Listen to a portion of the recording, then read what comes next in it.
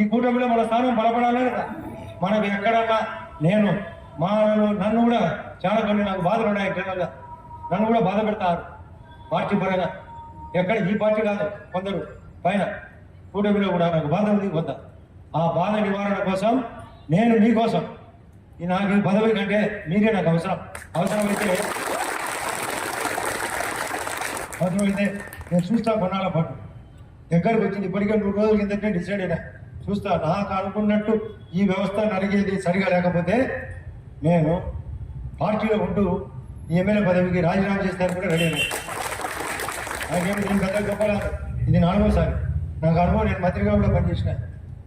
ఎందుకు అన్ని పనులు ఖచ్చితంగా జరగాలి. ఆ ధర్మంలో వాళ్ళు కొన్ని ఉద్యోగ అవకాశాలు ఇవ్వాలి, భూములు కోరుకున్నారు, అది పెండింగ్ ఉంది, అది పని చేస్తాను కూడా. ఈ 4 సమస్యల పైన ఇంకా కొన్ని రాజకీయ సమస్యలు జరుగుతున్నాయి. దీనిలో ఏ తేడా వచ్చినా నాకు పదవి కంటే మీరే ముఖ్యమైన ఉద్దేశంతో మీ పార్టీ పనిచేయాల్సిన అవసరం ఏదైనా ఉంది. మంచికి మంచి చేయకపోతే ఈ పార్టీ బలపడదు.